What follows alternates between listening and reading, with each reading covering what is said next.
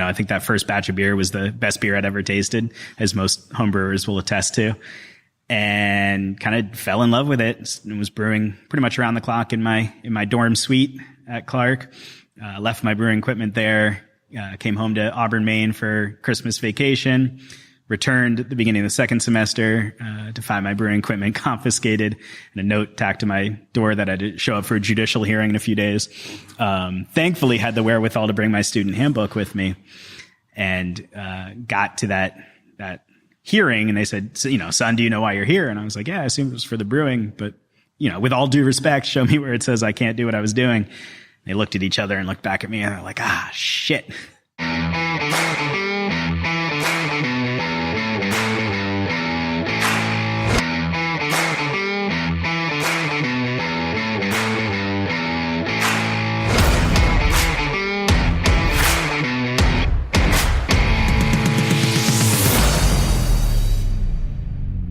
Hey everyone, I'm Palmer Higgins, and welcome to the Big Time Small Business Podcast.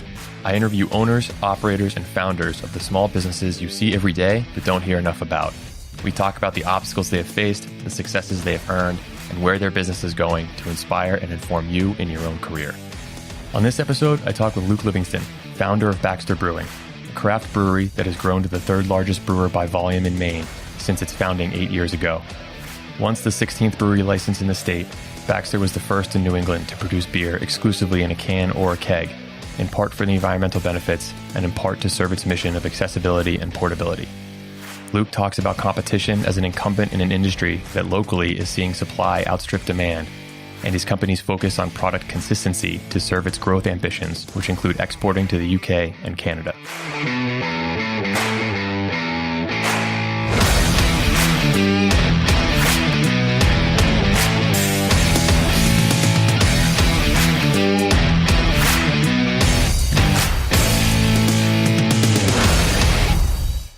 Luke Livingston, founder of Baxter Brewing. Thanks a lot for being on the show, Big Time Small Business. Absolutely. Thanks for having me.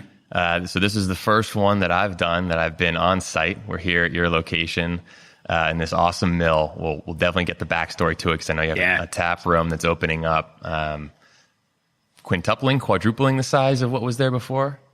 Of our tap room 10xing size? the size. Yeah, about that. We're going from a little bit more than a closet to over 5,000 square foot tap room only. Yeah. Awesome. Yeah, we're That's going to be great. But first, I think probably a lot of people will have heard of Baxter Brewing. You're the third largest brewer by volume in Maine. But give us the elevator pitch or the brief synopsis history of how you got started. Yeah, for sure. So Baxter, located right here in the Bates Mill, downtown Lewiston. I grew up across the river in Auburn. We started brewing beer in January of 2011. And as you said today, third largest brewery by volume in the state. We sell beer from here to New Jersey. Not including the new tap room space, we've got close to 40 employees. We were the first brewery in New England to can 100% of our beer, can and keg.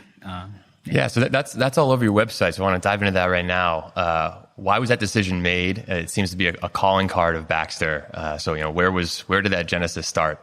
Yeah, it's funny. It's commonplace now. I mean, if you go into Whole Foods or even Hannaford or RSVP anywhere, it's almost exclusively cans now in the craft beer section.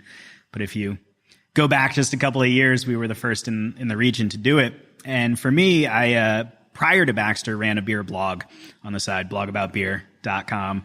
And through that, and this is 2008, 2009, I started to get all these press releases in the mail, get email press releases and samples actually in the mail too, but press releases and then samples of cans, about all these breweries elsewhere in the country that were canning beer for the first time, and the benefits of cans, the portability, the environmental benefits, the benefits to the beer itself. And I was like, oh, no shit, that's a really good idea. I didn't think it was going to be me that would do it, but I was just like, if first person in northern New England to start canning beer is going to have it made. So I'm gonna rewind because you just hit on something I want to talk about, the blogaboutbeer.com. It was your blog before Baxter was even a thing. Yeah. And you sold it before you started Baxter. So take me back to the early days of Blog About Beer. What got you to start it? What got you into it? And what made you make the leap from blogging about beer to brewing beer? What got me into blogging, I think originally, honestly, was after college graduation, I was selling print advertising for the Portland Phoenix in Portland, Maine in 2007, and wanted to write and wanted a side hustle. And, was starting to read about blogging, which was becoming a thing in 2007, and wanted to start a blog, wanted to monetize that blog. Tried to think of niches I thought I knew something about. Thought I knew something about beer. Turned out I didn't at the time, but I thought I did. And so launched, and the domain blogaboutbeer.com was miraculously still available. So kind of started from there. I fumbled around with it, honestly, for several months. But as I alluded to, it was cool because there weren't that many beer bloggers back then, and breweries took me seriously. So I got samples of beer sent to me in the mail on a weekly basis. I got invited to all sorts of press events back then. So it was definitely, it was a cool feeling, as a 22-year-old or however old I was to be taken seriously when I certainly shouldn't have been. Sure. Writing about beer. And as I mentioned, it was all those can-related press releases that originally made me think of the idea. And then was a college admissions counselor at St. Joe's in Standish, Maine, in 2009, and 2008, 2009. And my mom passed away. She had breast cancer. She had been battling breast cancer for off and on for 4.5 years. It was one of those cliche life's too short kind of moments, and quit my job and at St. Joe's, and was trying to think of what I was going to do next, and had all sorts of thought I would make a go at blogging full time, and just all sorts of really dumb ideas, honestly. But to my dad's credit, he at the time, essentially told me to stop dicking around, and the only good idea I had was actually to open a brewery in Maine and can beer.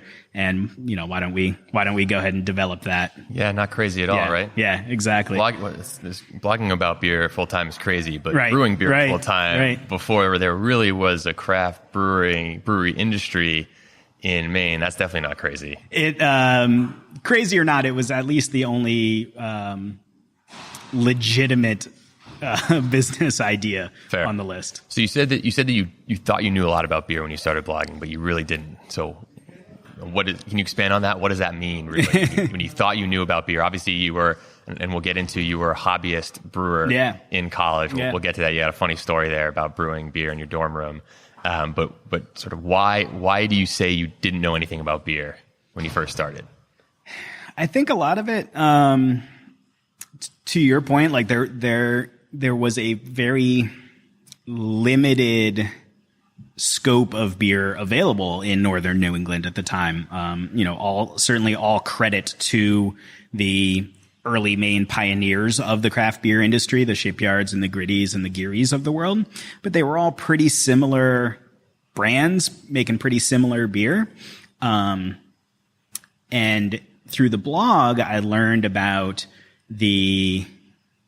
rather than knowing ahead of time, kind of through writing, learned about the rest of the craft beer industry and the rest of the country and what was happening, and the ways in which breweries marketed themselves and the styles of beer they were making in Colorado and California and Portland, Oregon.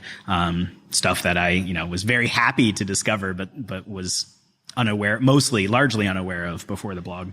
Sure.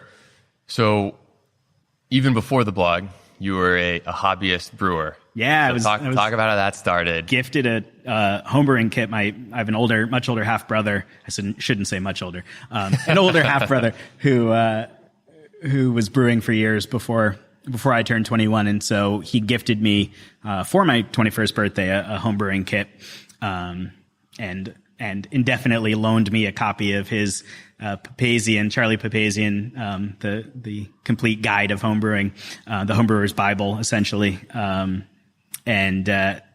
So I started kind of fooling around with it and brewing in my college dorm room at Clark University in Worcester, Massachusetts, my junior year of college and brewed a couple of batches of beer first semester. My birthday's in September, so I had that whole first semester to brew. And I think that first batch of beer was the best beer I'd ever tasted, as most homebrewers will attest to. And kind of fell in love with it. And was brewing pretty much around the clock in my dorm suite at Clark. Left my brewing equipment there. Came home to Auburn, Maine for Christmas vacation. Returned at the beginning of the second semester to find my brewing equipment confiscated and a note tacked to my door that I had to show up for a judicial hearing in a few days. Thankfully, had the wherewithal to bring my student handbook with me, and got to that hearing, and they said, son, do you know why you're here? And I was like, yeah, I assume it was for the brewing, but with all due respect, show me where it says I can't do what I was doing. They looked at each other and looked back at me, and they're like, shit. So I got my equipment back at the end of the year and came back at the beginning of my senior year, and they passed out fresh handbooks to everybody. And there was now a page in the alcohol policy that says there's no brewing of alcoholic beverages anywhere on Clark property. You've been doing Baxter's legal work ever since. Exactly. I have a copy of that page framed at home. So I can't tell you how many brew fests and stuff we've been to over the years where people come up to me and they're like, it's your fault. Sorry, bud. Well, you were the first. Yeah. So a couple months ago, they put me on the cover of the alumni magazine. So perfect. Eventually it all comes full circle. Yeah, it all worked itself out. So talking about the early days of Baxter, this is before, if we flash forward to today, there are how many craft brewers in Maine? 126. Right. Probably by the time we're done this interview, it'll be 127. Sure. But back then, it wasn't. We had the 16th license in Maine, yeah. Right. Yeah. So can you talk a bit about the industry, the sort of the tailwinds or headwinds you were facing at a time, and what it was like to be opening up a brewery 10 years ago, whereas now I think people listening to this say, yeah, well, I go on the brew bus and I hit up all these places, the atmosphere is great. But back then it wasn't so defined. It wasn't so defined, but it was a hell of a lot easier. I can't imagine today being like, it's a great idea. I'm going to go open the 128th brewery in Maine. I'm not going to do anything differently than anybody else, but I don't see the appeal in that personally. Call me cynical, but, back then we could have a business model, that was different than everybody else's. We could be the first to can. I don't know that a first exists in Maine in this industry anymore. We were also the first kind of major production brewery in Lewiston, Auburn. So we were always and still are treated as a big fish in a small pond. The municipalities of Lewiston, Auburn love us.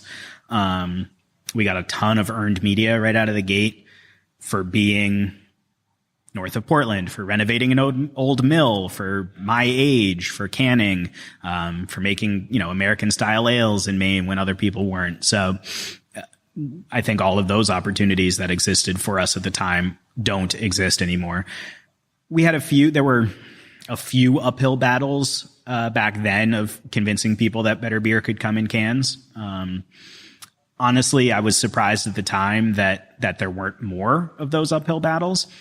I think because, one of the benefits, probably arguably the best benefit of cans, the portability. You can take them with you on the boat, on the golf course, on the campground. I think because people in northern New England already spend so much time outside, we heard countless stories back then of, wanting to drink local beer, craft beer, drinking local beer in the clubhouse, and then having to kind of dumb down to a mass domestic when they were out on the golf course or out on the boat because you can't take glass. Yeah. We heard those stories all the time. So I think people were appreciative more than I expected out of the gate. So I think what we've touched on is the atmosphere, albeit underdeveloped, was actually an opportunity as you hit on sort of this nascent demand that you capitalized on in the early years. Yeah. When there weren't 120, now 7 right. licensed brewers in Maine. 128 by now. Yeah. But because it wasn't such a obvious thing to do, raising capital also much harder. So can you talk about your almost year-long quest to raise the capital to start a brewery, which is not the most capital light business out there? Take a not capital light business to begin with, and then try and put it in a 175-year-old textile mill. The end result is Blogging full time sounds pretty good exactly, right now, right? Exactly. What we argue might be the prettiest brewery around, but certainly one of the most expensive. Yeah, it did. It took me a little over a year to raise $1.3 million. In the end, most of it with some bank involvement, City of Lewiston involved a little bit, but the vast majority of that money came from either private equity, private debt financing from friends and family mostly. So, no question, big leap. You mentioned that you had sort of one of those moments, one of those life is short moments to sort of catalyze you to do that. But part of it was also selling your blog about beer. Did that give you enough impetus, or frankly just enough of a kick in the pants to say I'm going to do this? Did it give you a little bit of a runway to say I can afford to spend a year trying to raise $1.3 million to start this brewery? What was it that got you? Because a year to raise the money to start a business, that's a slog. A lot of people probably hear that and say, I thought I wanted to start a brewery when Luke and Palmer started talking on the podcast, and now I'm not so sure. No. No, I mean, I think it sounds sexy to have sold a website. In reality, I sold it for $1,600 or something. Like, it covered my rent for a month, but certainly did not cover all my bases. I did a lot. I wrote some freelance writing during that year. I took odd jobs through that year. I worked at the Portland Sea Dogs, slinging Sea Dog biscuits for a couple summers. Even after we were under construction at the brewery in the summer of 2010, I was still hustling Sea Dog biscuits. So, and then to be honest, and I'm still paying for it today in a lot of ways, I paid my rent on my credit card for a lot of that year. It was a calculated risk. I figured I had the rest of my life to pay off my bills if things didn't work out, or even if they did work out. But yeah, it was a financial struggle that I was willing to take, that I'm still paying for. Thankfully, I was young and naive. I don't know, but still paying for it 10 years later. In a lot of ways, yeah, Ouch. Absolutely, yeah. So I think that is a story that's not. It's incredible, but also it's not unique to a lot of entrepreneurs who actually get over the hump and do it and don't quit. Of that just incredible grit and perseverance of mission oriented, and I'm not going to stop until I get there. Yeah. How much of the vision of Baxter for you was set in stone when you're going through that, and you just had that clear cut vision of this is where I'm going, and I'm not going to stop until I get there? And how much of it was, I'm seeing 10 feet in front of me, and I'm going to see 10 feet in front of me again when I take that next step, and I'll just keep taking steps? Both, for sure. That's an excellent question. I think a lot of the bones of the company were in that original business plan. In a lot of ways, we haven't strayed that far from it. Being can only, being dedicated to Lewiston, Auburn, into Maine, making styles of beer that people weren't making in the state then, and in a lot of ways still aren't. As the styles of the industry, the popular styles of the industry have ebbed and flowed, we continue to find ways to kind of do our own thing and to innovate. And that's always been really important to us. It's always been my mantra, and it was in that business plan and still is today, to, as long as we continue to make beer that we give a shit about and that other people give a shit about, and stick true to our core values and the things that are, the tenets that are most important to us as staff and coworkers, we'll continue to grow as big as we want. And that was the plan from the beginning. I could see a Cumberland Farms from where I was writing my apartment in Portland at the time, where I was writing my business plan in the West End. And my plan was to create beer that you could take anywhere, i.e. the can, and buy anywhere. I wanted, you see so many of those 146 breweries that we're at now, have a business model that is predicated on the taproom model and the lines out the door on a Saturday morning. I never wanted that. I wanted Baxter beer to be available in every Cumberland Farms and every Hannaford and every Rite Aid in northern New England. That was important to me. I wanted it available to anyone and to go anywhere. And is that an availability thing, or is that your vision? Because my next question is going to be about growth. How do you think about it? And a lot of people think about it differently. Some people say, look, we'll be as big as we need to be. And if that's, one mini production facility with a tap room, so be it. Sounds like your ambitions are a little bit broader than that. Yeah. I mean, our plan it's always been about availability to me. And to grow kind of as big as we can to that end, for sure. So in that sense, do you see yourself going national? Is that the goal out there? No timeline associated with it, but the goal. National is such a hard word. I don't know that the opportunity to be a national brewery exists in our industry anymore.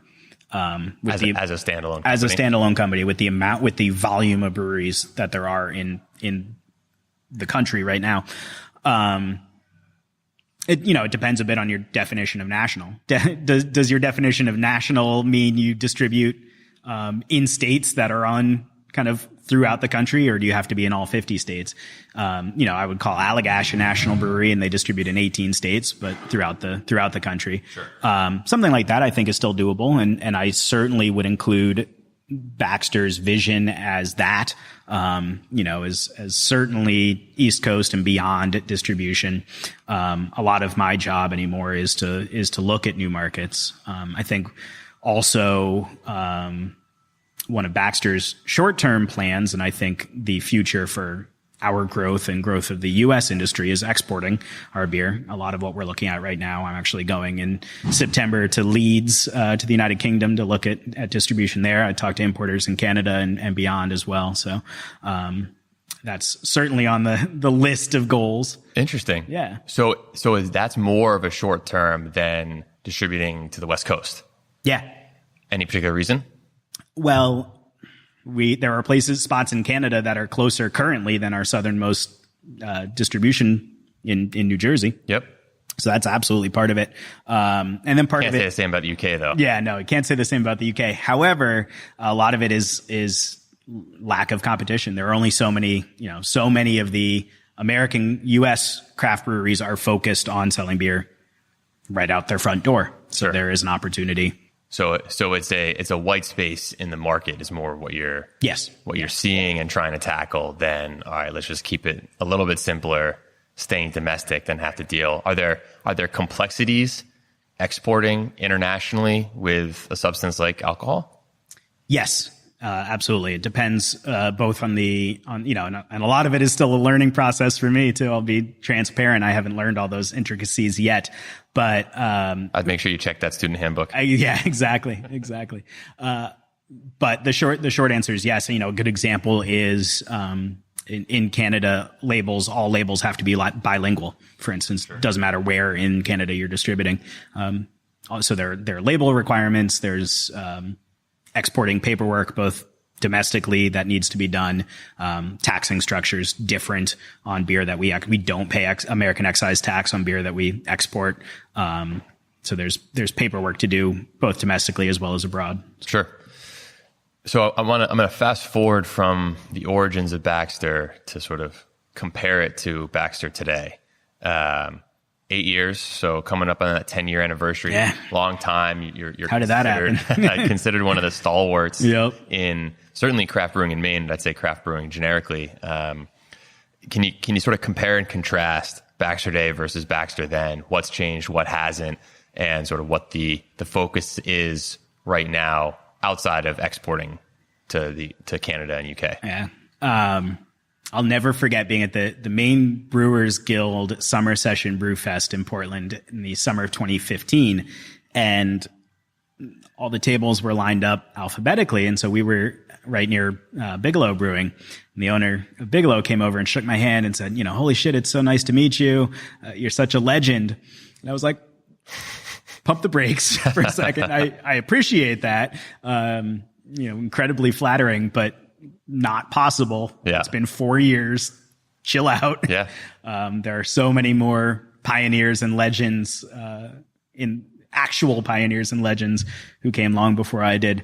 who deserve that praise, not I, but, just kind of goes to show you. And again, this was 2015, how much the industry had already changed in those couple of years. And then, fast forward 3 more years, and it's very different than it was 3 years ago, or certainly 8 years ago. But. Sure. So what are some of the challenges? Obviously, competition, more and more prevalent. We've quipped a couple times. We joked a couple times on this podcast. Now the number of brewery licenses is probably up to 300 since we've been on the podcast. Baxter itself has experienced some production declines in 2017. I think that you attribute primarily to competition. So talk about a little bit about that. And is it competition, but also sort of coordination against the big incumbents, the InBevs, the Miller Coors? Is it just so big that it's pure competition? What's it like now with 127 other breweries in Maine? All yes is the simple answer. I think we refer to it a lot. We are kind of brewery brethren, and not just Baxter, refer to ourselves a lot as co-opetition.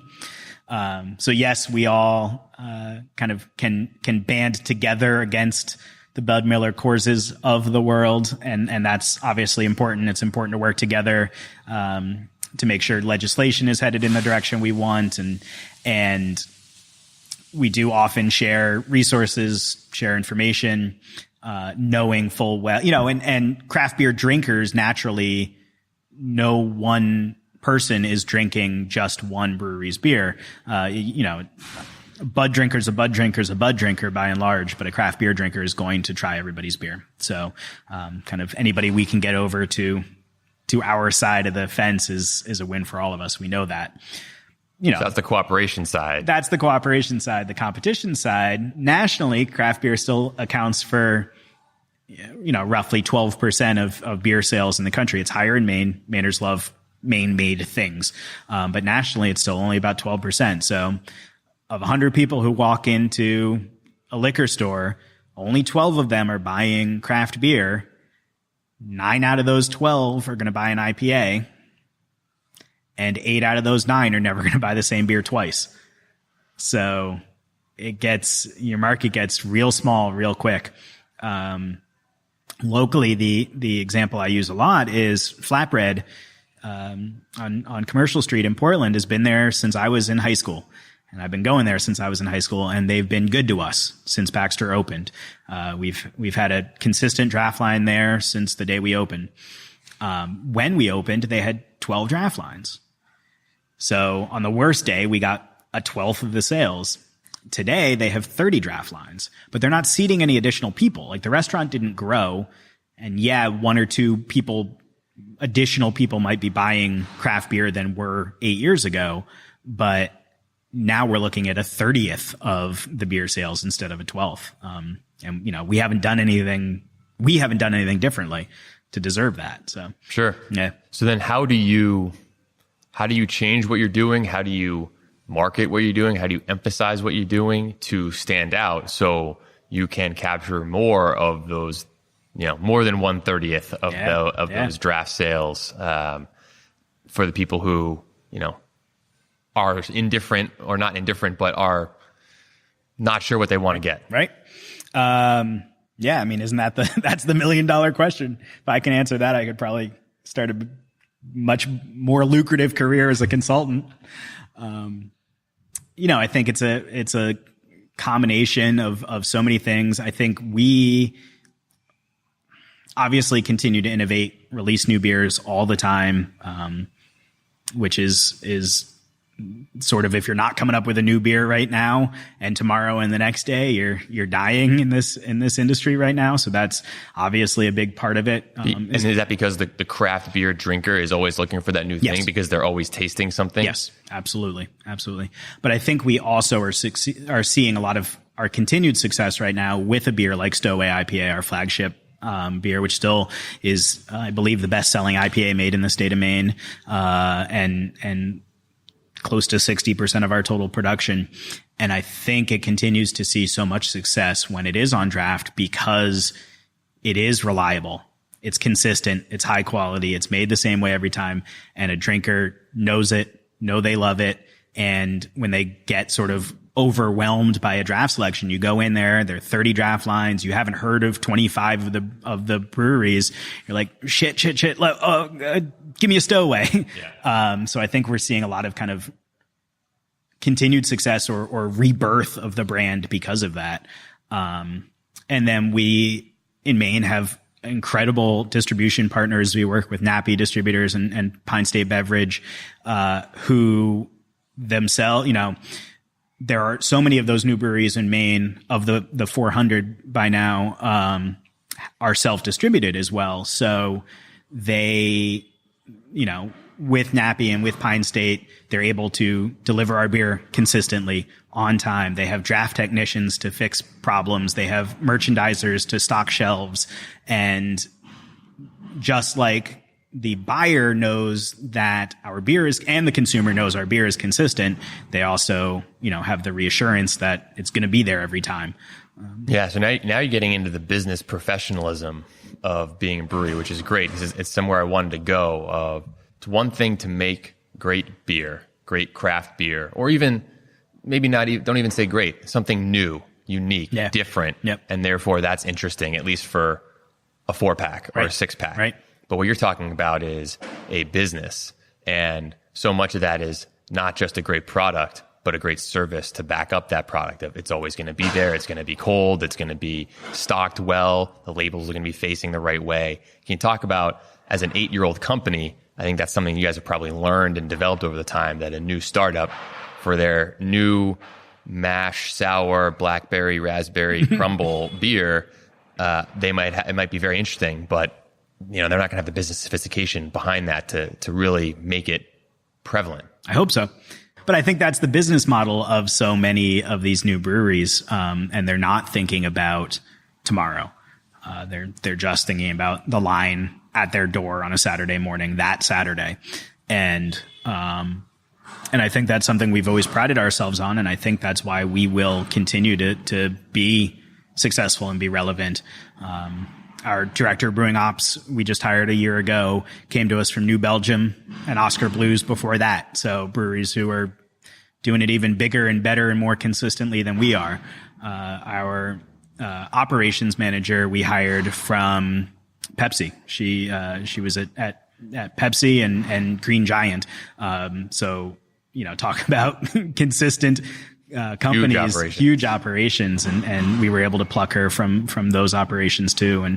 And she's an Auburn native. We were high school classmates, and she's here making sure that we're, producing the same quality, consistent product, and getting it out to retail in a record short amount of time. And sure. Yeah. So is that how you and how Baxter is keeping an eye towards tomorrow? It's putting the people in place that have experience with much bigger operations so you can continue to scale effectively, sort of keeping an eye on, look, we don't plan on being this big forever. We're going to take steps to be bigger in the future. And in order to do that, we need to make sure that we have the infrastructure, both physical and human capital, to grow. Yes, absolutely. Absolutely. Bigger part of it for sure, but also, I can't overstate the importance to us right now of continuing to release a consistent product, both consistent in taste, in recipe, and consistent in availability. And how hard is that as a brewer? Very difficult. The best brewers in the world, talking about Anheuser-Busch, the best brewers in the world are the brewers at Anheuser-Busch. Because if you get a Bud Light in Portland, Maine, or Portland, Oregon, or Shanghai, it's going to taste the same with 3 very different water sources and 3 different systems to brew on, and the most talented brewers in the world, for sure. That's awesome. So I try to, as much as possible, get into the weeds a couple of times in the podcast to sort of talk about some nitty gritty. So talk to me about the complexities involved in that, just product consistency. So it sounds obvious, right?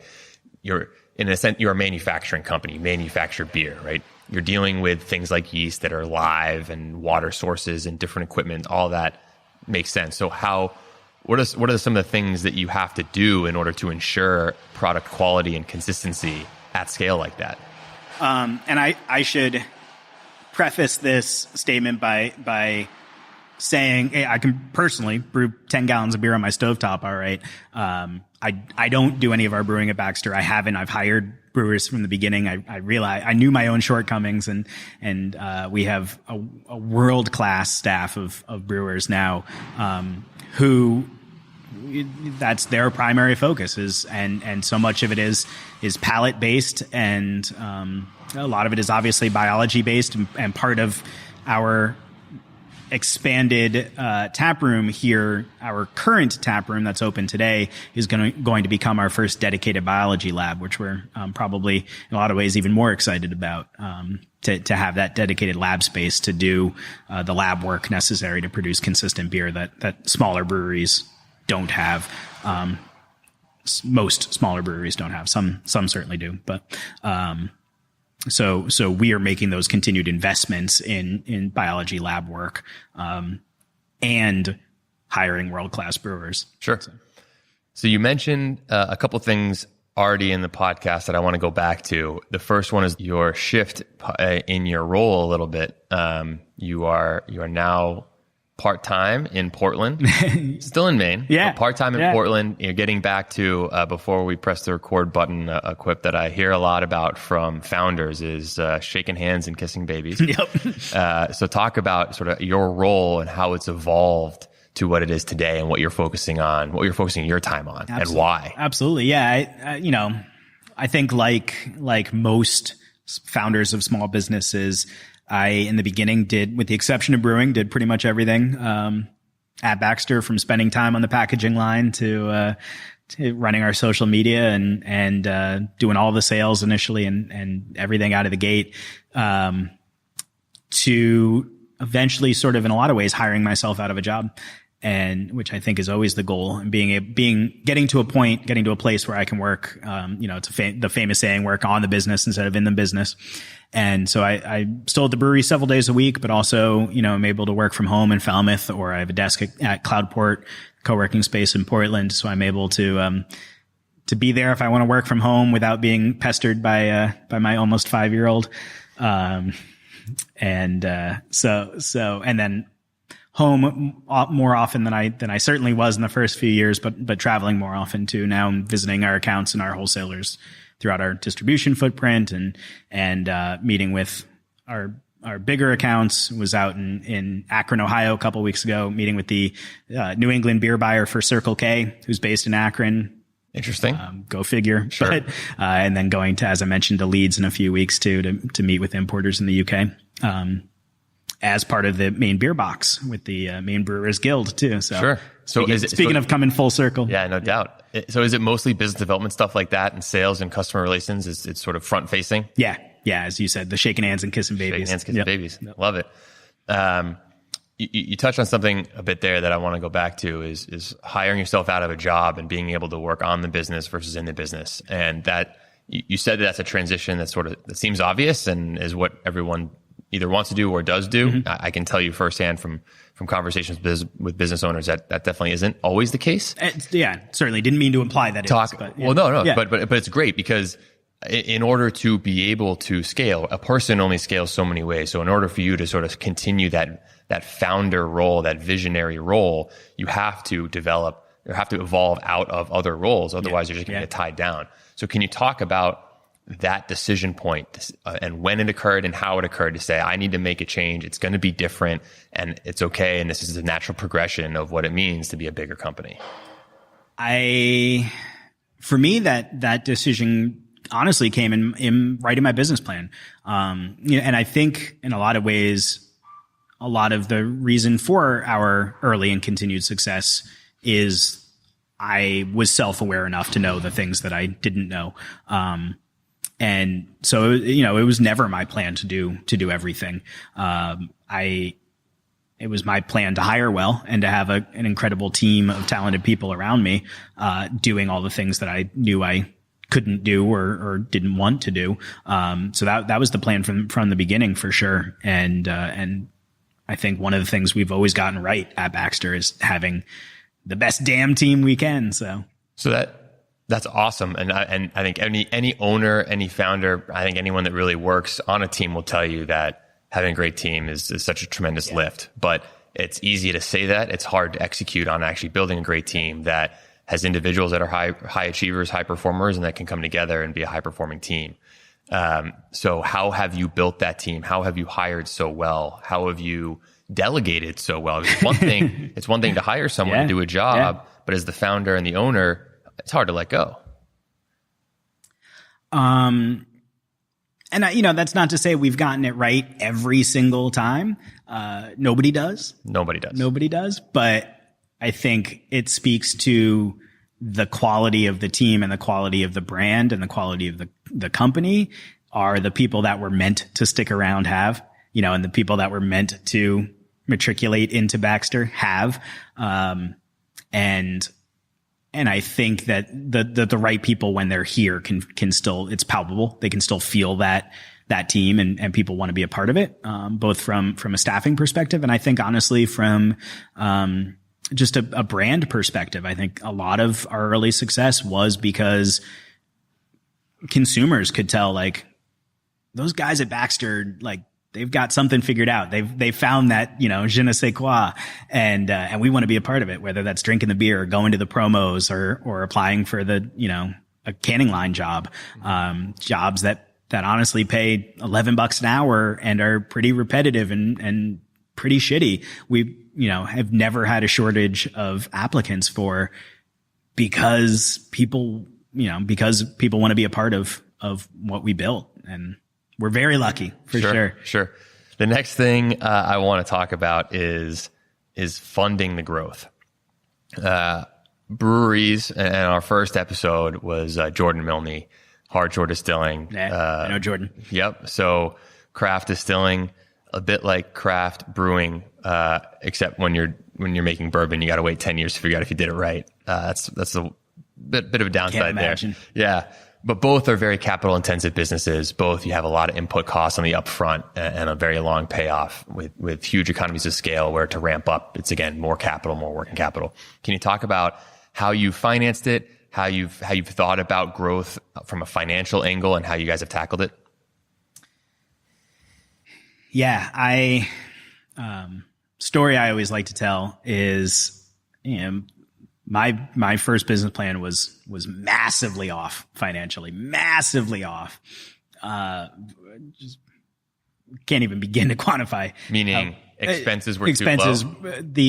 What I had written, yes, the expenses were way too low. And you can't just make more beer. When there's demand for more beer, it's not like a widget where you can just turn up the assembly line. You can't make more beer without more labor, without more brewers, without more fermentation capacity, without more packaging capacity, without more tap handles, without more kegs, without now in the current climate of the industry, without more people to sell the beer at the end of the day. And the kind of the first, my I think single biggest mistake line item in my original business plan for the first couple of years, and the biggest kind of financial learning experience for me, was kegs. I remember very clearly being like, oh, we're going to have a couple hundred draft lines when we open, so we probably need a couple hundred plus 50 kegs. In reality, every draft line equates to probably 4, depending on how far away from home you are, 4 to 6 kegs per draft line, because there's the one being filled at the brewery. There's one at least, in your distributor's warehouse ready to go to an account. There's one on draft at the account. There's sometimes a backup at the account. And then there's any number of empties floating between the 3 tiers, ready to be refilled. And, so in reality that, and kegs are, half barrel keg is $150 a piece. And, in reality, we needed 6 times as many of them, I think, in the first year as we originally allotted for. So tough inventory management. Yeah. You touched on something right there that I do want to expand upon, sort of the unsexy side of running a small business. We touched on it with Jordan, and he's like, listen, if you love distilling, don't start a distilling company, because less than 15% of what he does is distilling now. He's got to run a business. He's got a distiller. So like, if you love distilling, be a distiller at a distillery company. Right? So can you talk about, I know it's not all bad and it's not all good, but talk about some of the stuff that's, the the unfun stuff about starting a brewery, because it isn't all, you're just slugging back beers and having a good time, drinking some suds. Yeah, I mean, isn't that the number one comment I always get is like, oh, that must be so awesome. It must be so fun. You must get to drink whenever you want. And yeah, I mean, that obviously you do get to. It is fun. Still got to get your work done. Still got to get your work done. If it wasn't fun, we wouldn't still be here. And even at the end of the day, we still get to make and sell beer for a living. So even when it sucks, it's still pretty good. But yeah, it's, we could take hours and probably dedicate an entire podcast series to the, behind the scenes bullshit of the beer industry. But, from regulations to broken equipment to batches of beer down the drain to, having to fire people. I've had to fire high school classmates. It's not for the faint of heart. Can you give us one anecdote of a particular gut punch setback? Maybe it was particularly bad timing or a particularly bad setback, this sucks. 2/3 of our very first batch of beer, of our very first batch of Stowaway, went down the drain accidentally. Yeah. A valve was left open the day we were supposed to can our first batch of Stowaway. Having no cash flow and the entire state of Maine eagerly anticipating the first release of beer. And we ended up canning and kegging, 20% of what we were supposed to. Which means you were late on all the other orders. Yeah, of course. Yeah, like I said, having to fire people, I'll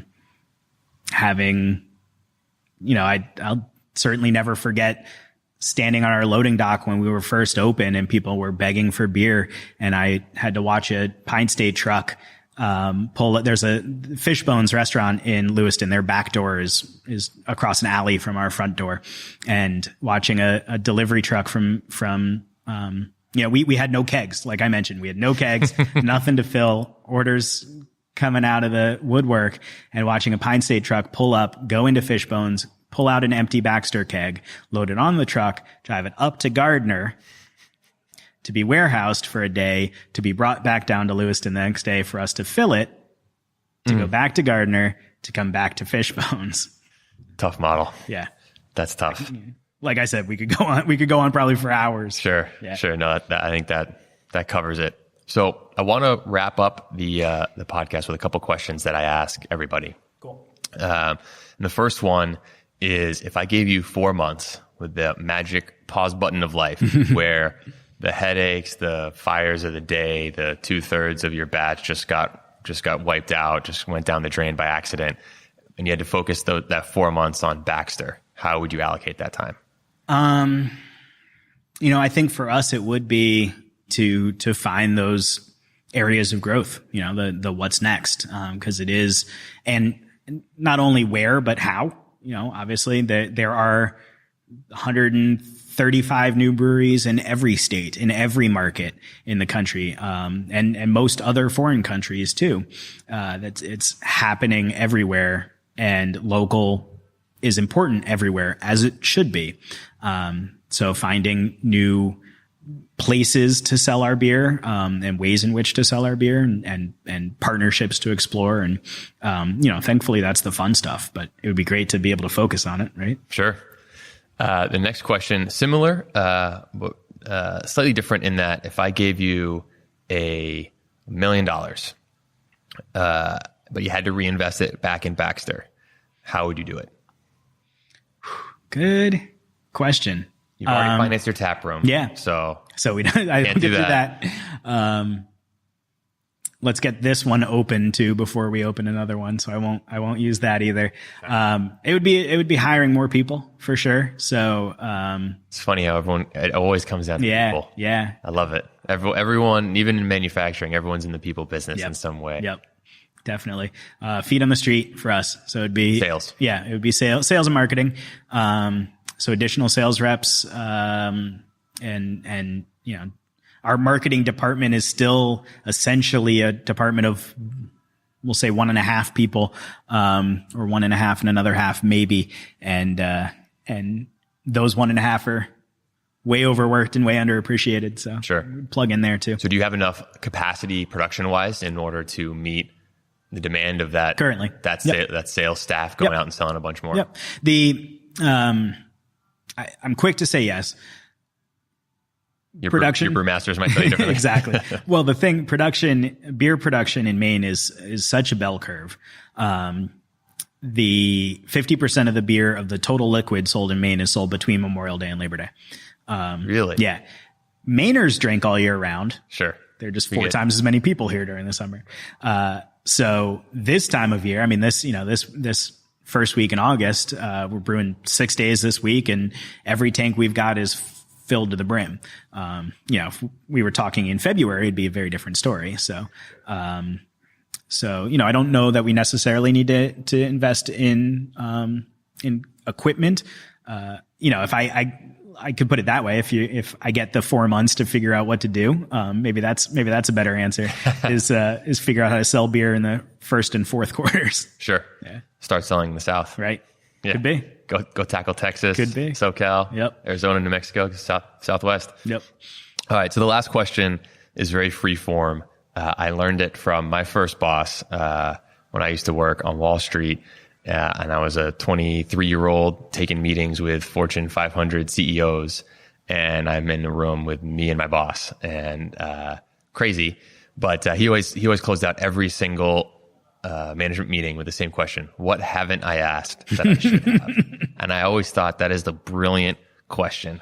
And when I start a podcast later in life, I'm going to use that someday, because it takes all the onus off of me and puts it all on you to ask yourself your own question and then answer it. Yeah.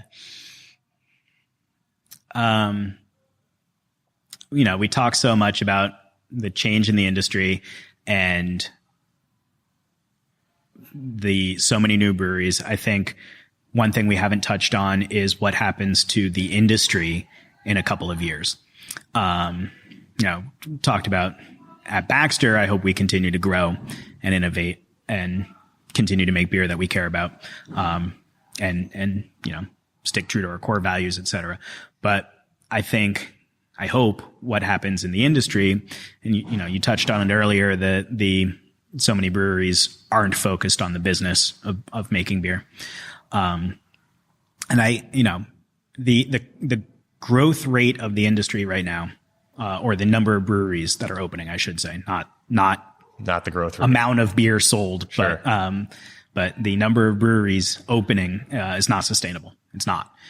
And, especially in a very finite market like the state of Maine, 1.2 million people here. We can't support 1.2 million breweries.